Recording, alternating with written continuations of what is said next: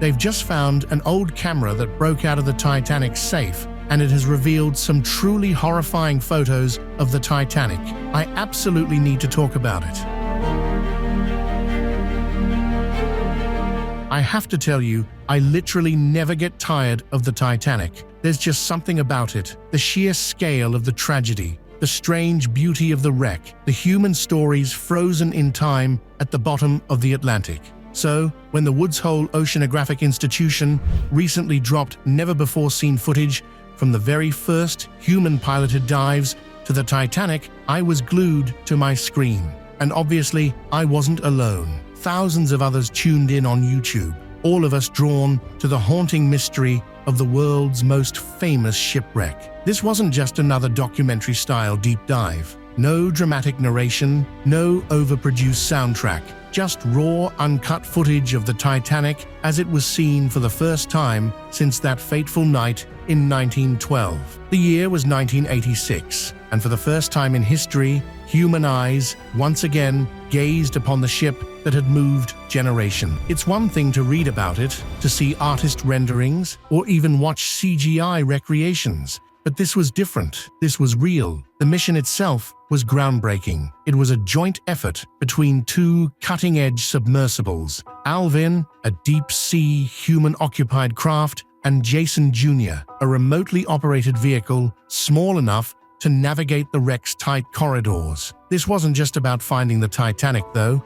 It was about proving we could push technology to explore the unknown depths of our oceans. And boy, did they succeed. Alvin made the 2.5-mile descent to the ocean floor, while Jason Jr. maneuvered its way through the skeletal remains of the ship's once grand interiors. The footage from this expedition gave us a never-before-seen closer look at the Titanic, like no one has ever been that close to the truth of it all. It also set a new standard for deep-sea exploration and kick-started a global fascination with the wreck, but I'll get to that in a little bit. But I feel like this mission wasn't just a scientific triumph, you feel me? Like clearly, it had to do with a story we've all grown up hearing. It tapped into something deeper, our endless curiosity, our drive to uncover lost stories, and maybe even a little of our own mortality.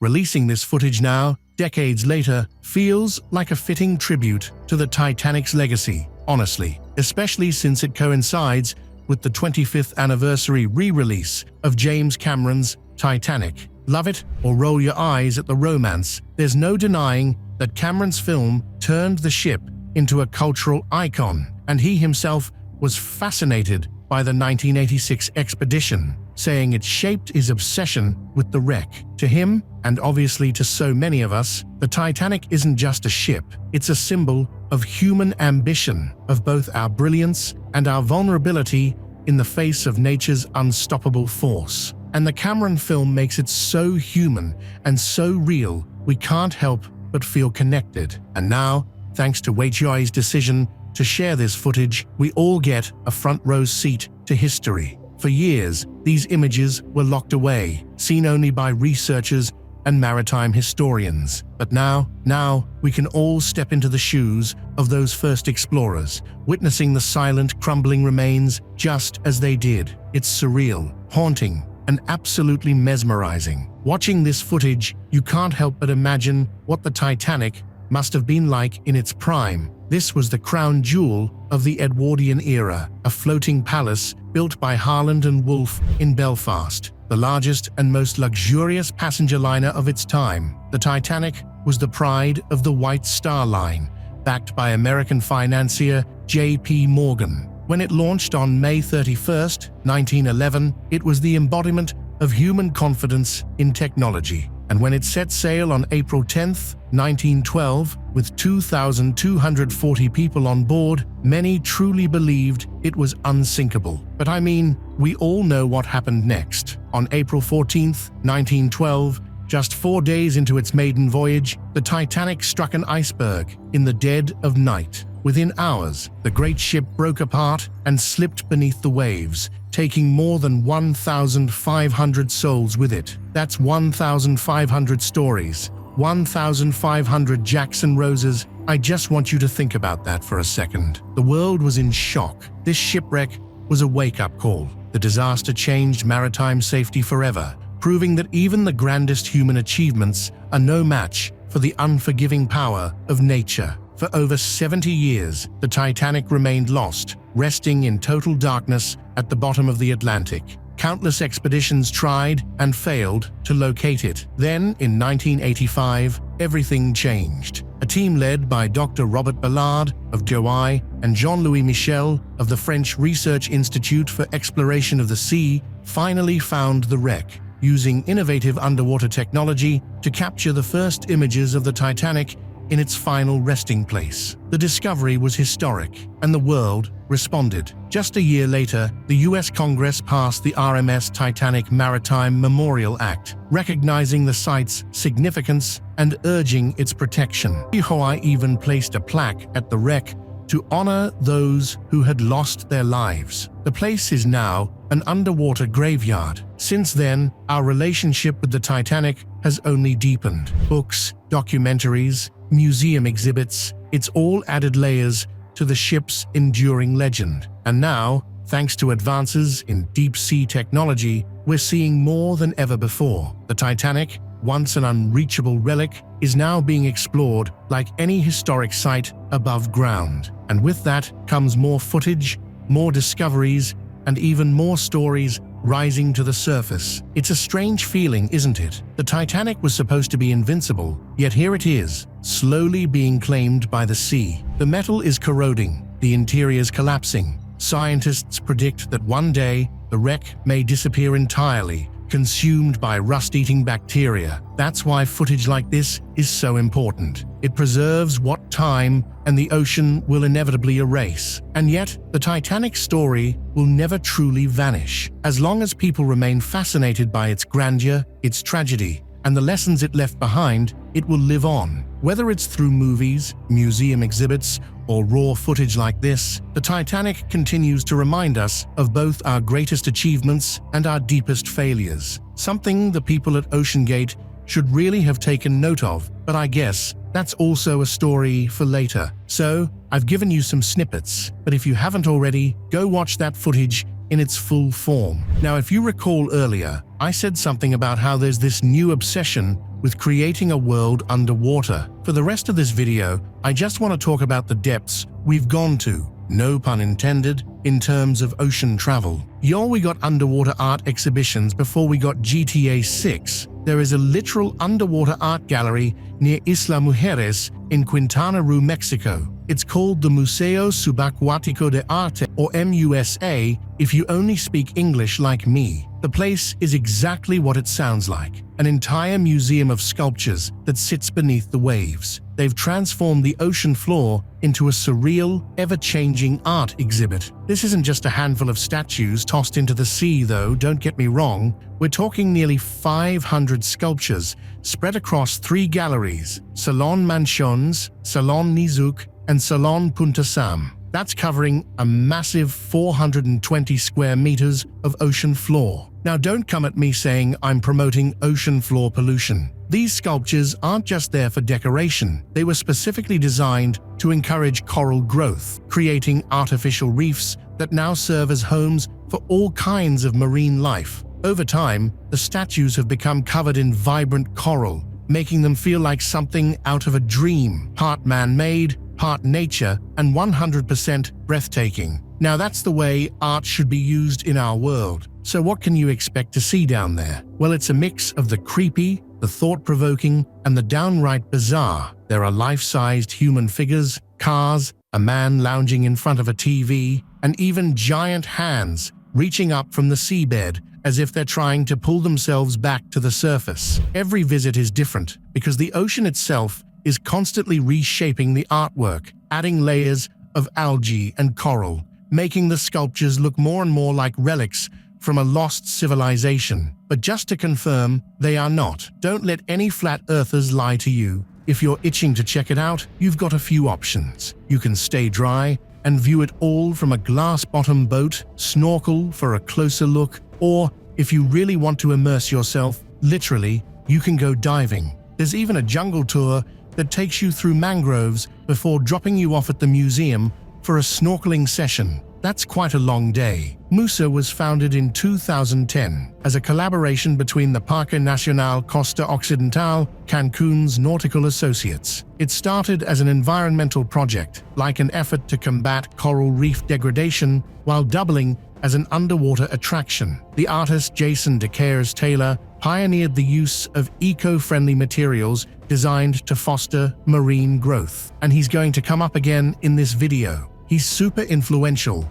and other artists like Elia Amado Gil, Karen Salinas, Rodrigo Quiñones, Roberto Diaz, and Salvador Quiros have added their own works to the Musa after him. So Jason doesn't just think outside the box. I would honestly say he ditches the box entirely and sinks his masterpieces straight into the ocean. Jason DeCaires Taylor is the kind of sculptor who looks at a gallery wall and says, "Nah, let's put this at the bottom of the sea instead." And honestly, I think it's working. For the past 16 years, this guy has been creating jaw-dropping underwater installations all over the world. From the hurricane-battered shores of Grenada to the icy fjords of Norway, his sculptures aren't just art, they're alive. Well, sort of. His works here too are designed to become part of the ocean ecosystem, slowly transforming into thriving artificial reefs. And now, he's taken his talent to Australia's Great Barrier Reef, setting up his latest masterpiece at John Brewer Reef, the Museum of Underwater Art, or MOUA. The first exhibit is this series of 8 sculptures,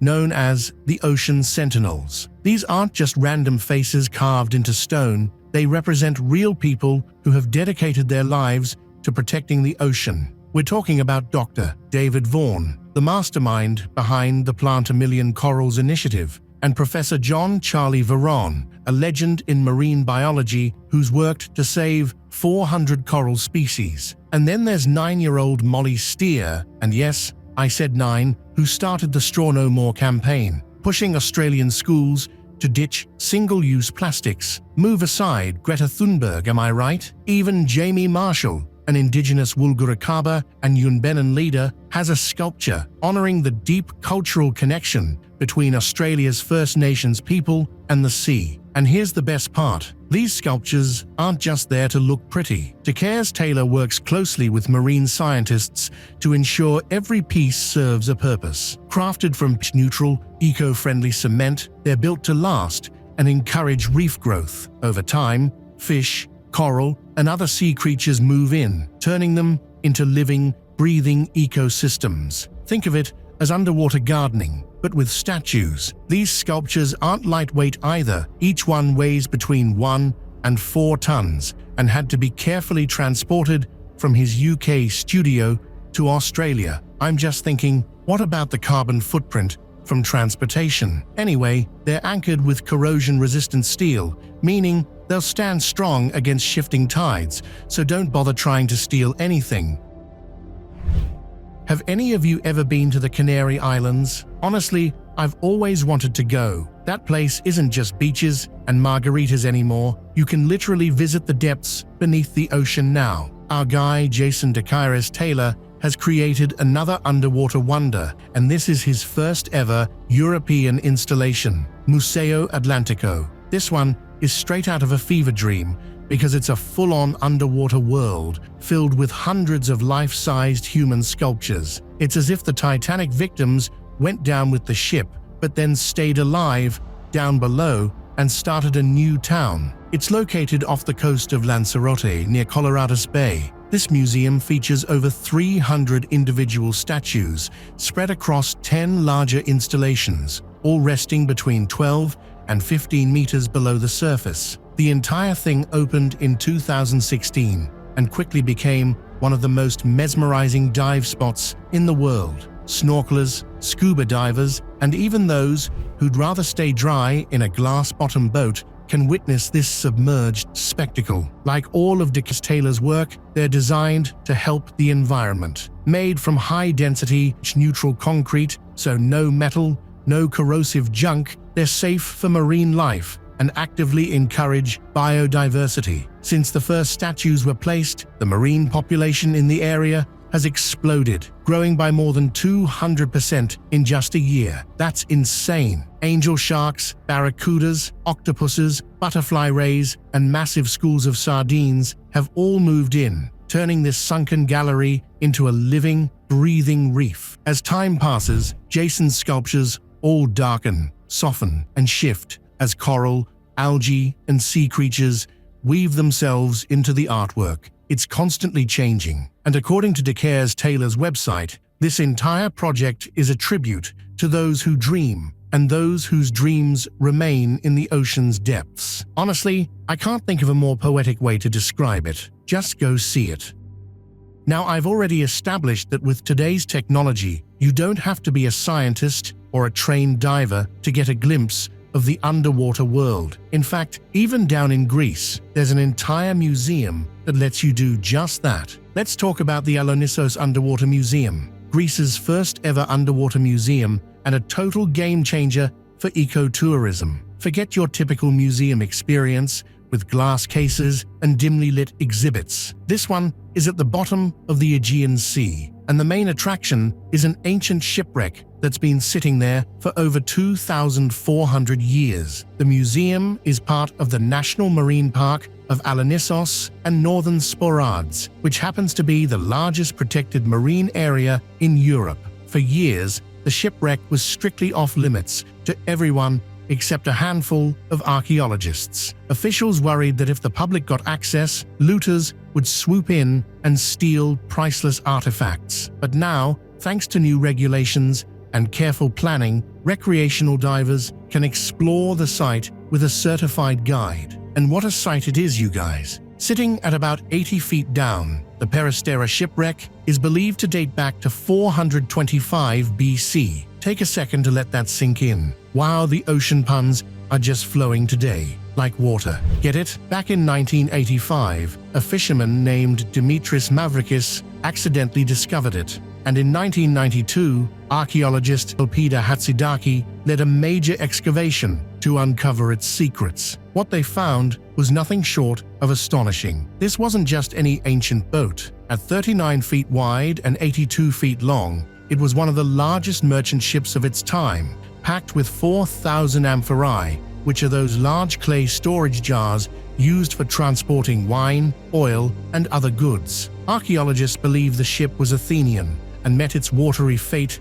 during the Peloponnesian War, a brutal conflict between Athens and Sparta. In other words, this wreck is a time capsule from a period of intense political and military turmoil. Pari Kalamara, the head of Greece's Rate of Underwater Antiquities, says, "This wreck challenges what we thought we knew about ancient ships. Before Peristera, historians weren't sure that vessels this large existed in the 5th century BC. The fact that so many amphorae are still neatly arranged in their original positions means divers can actually see how the ship was structured, offering a rare, immersive glimpse into ancient maritime trade." Now this one is a bit crazy. In Jordan, just off the coast of Aqaba, someone had the genius idea to sink an entire battlefield into the sea. And no, this wasn't some bizarre accident. This was a carefully planned operation, a month in the making, where 19 pieces of military equipment, including tanks, an ambulance, anti-aircraft guns, a combat helicopter, and even a troop carrier, were deliberately sent to their final resting place beneath the ocean. And they didn't just scatter them randomly, they positioned everything in what can only be described as a battle formation, making it look like an underwater war zone frozen in time. I think this is probably the most hardcore way to create a tourist attraction. Officials believe it could become a major hotspot for divers, drawing history buffs and thrill seekers alike. But don't worry, they didn't just chuck a bunch of old military junk into the ocean and call it a day. They made sure to remove any hazardous materials first, following strict environmental guidelines. The location was carefully chosen too. It's an area with minimal marine life, meaning this artificial reef won't be disrupting an existing ecosystem. In fact, the whole idea is to create new diving spots to take the pressure off natural coral reefs, giving them a break from heavy tourism. That's hot. If you're the type that's too scared to go underwater, these science guys have found a way for you to watch what's going on under the sea as a live broadcast. Let me tell you about one of the coolest science projects happening right now. It involves high-tech gadgets, deep-sea exploration, and some seriously adorable marine animals. Scientists in Australia have found a way to map the ocean floor using none other than the Australian sea lion. And get this, the sea lions are the ones doing all the work. There's 8 female sea lions from 2 different colonies, each sporting a tiny camera strapped to their backs like they're secret agents on a deep-sea mission. These natural-born divers have been gliding through the water, unknowingly capturing nearly 90 hours of footage while covering over 500 kilometers. That's helped scientists map a full 5,000 square kilometers of previously uncharted seabed. Now, if you're imagining shaky, blurry GoPro footage, think again. What these cameras have recorded is mesmerizing. The sea lions swim through underwater tunnels, weave between massive seagrass beds, and even hunt alongside dolphins, darting through schools of fish. It's the best slow TV ever, and honestly, we need that kind of mindful media in this day and age. These TikToks and Instagram reels give me a headache. These sea lions are critically endangered, their numbers having plummeted by 60% in just 4 decades. Only about 10,000 remain, scattered along Australia's southern and western coastlines. That's why mapping their habitat is so crucial. If we know where they spend their time, we can better protect those environments. Thanks to the footage, scientists now have a clear picture of the reefs, seagrass meadows, and continental shelf areas that are essential to their survival. Traditional seabed mapping usually involves dragging expensive equipment behind boats or leaving cameras on the ocean floor and hoping for the best. But the sea lions already know their environment better than any scientist ever could. They've been navigating these waters their whole lives, developing mental maps of the best hunting grounds and secret hideaways. By following them, researchers are getting access to places that would have otherwise been impossible to reach. Now, if you're more into ancient history than modern military wrecks or weird underwater statues, then let me introduce you to Baia. Once the party capital of the Roman elite, and now one of the most incredible underwater archaeological sites.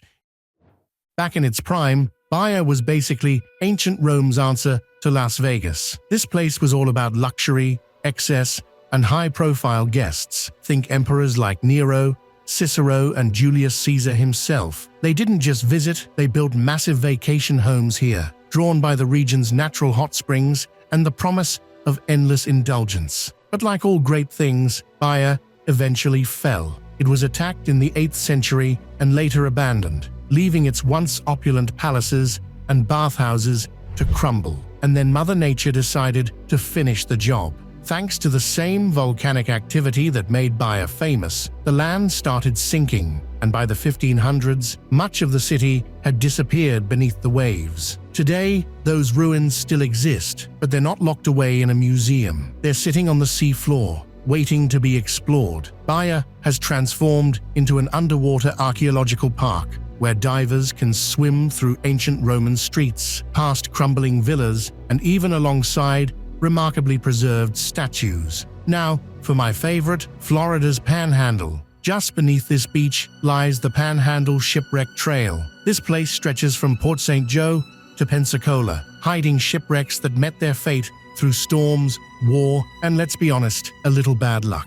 And let me tell you, this is the place to be. Now, Florida's coast has seen its fair share of trouble. Hurricanes, oil spills, you name it. Seriously, these guys are always on the news. The 2010 Deepwater Horizon disaster was a particularly nasty hit, affecting marine life, the environment, and the local economy. So, in 2012, the Florida Department of State's underwater archaeology team teamed up with Panhandle communities to turn things around. Inspired by the Keys National Marine Sanctuary Shipwreck Trail, they created a similar experience up north, where divers could explore historic wrecks, collect passport stamps, and see what's lurking beneath the waves. But they didn't just pick any shipwrecks. Oh no. They worked closely with local dive shops and captains to choose sites packed with history, marine life, and enough beauty to keep divers coming back for more. Some wrecks are centuries old, while others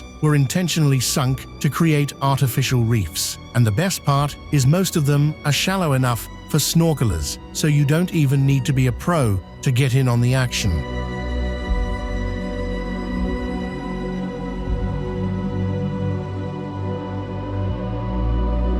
So what's your plan then? Are you booking your next underwater trip, or what? Do you think humans are actually taking over the ocean floor in the next few decades?